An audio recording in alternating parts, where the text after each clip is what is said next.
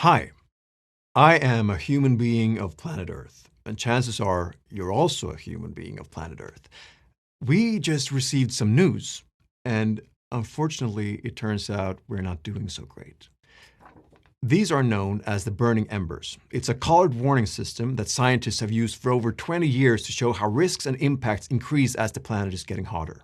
The color red means high risks, purple means very high risks. And here's the news. These colors are now turning red and purple earlier than we expected. So we will hit the high risks and very high risks even with lower warming. That's where we are now, and that's where we're heading with current action. Look at this one.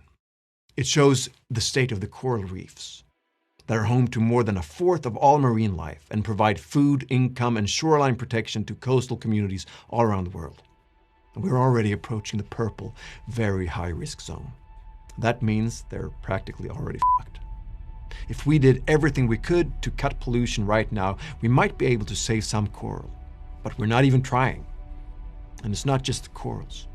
Look at where we're heading with biodiversity loss, tree mortality, wildfire increase, weather extremes, high and very high risks.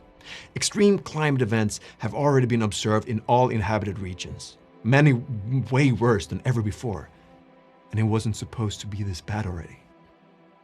The effects from climate change have come earlier, more widespread, and with worse consequences than predicted.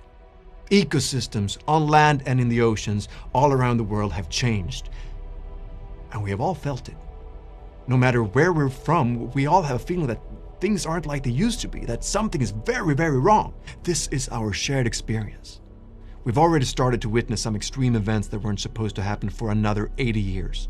The Greenland ice sheet is now losing ice 7 times faster than it did when I was in high school. At 2 degrees warming and beyond, where we're heading fast, everything will become much worse.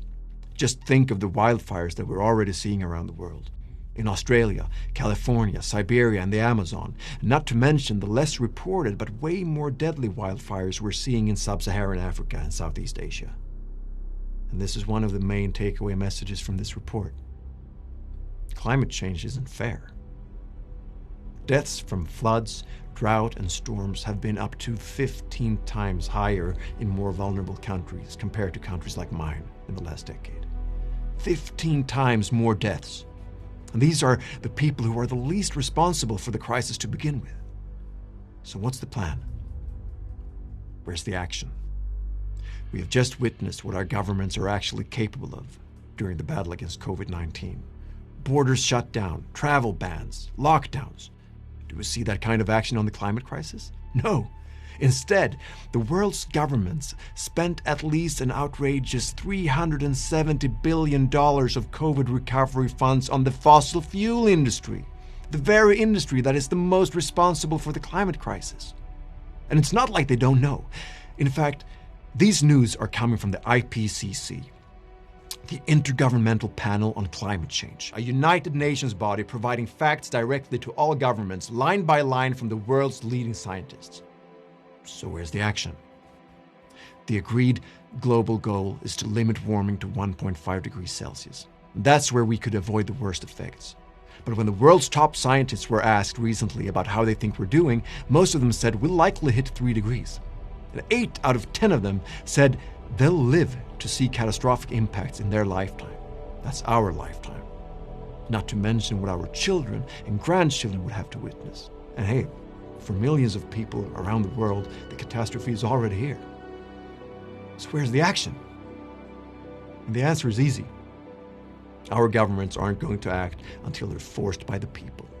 And that's why we must keep talking about this. We must keep showing we care and that we expect action right now. Governments must stop doing just a little better and start doing enough. We must demand that they listen to the science and act accordingly. So what does the science suggest? First of all, we must break our dependence on fossil fuels. No more coal, oil, and gas. We must protect at least 30% of all ecosystems on land and in the oceans to give them a better chance to recover, to secure biodiversity, and to start letting the planet heal itself. And, very importantly, we need justice and solidarity. Those who have polluted the most must be held accountable to protect those who are hit the hardest, full stop.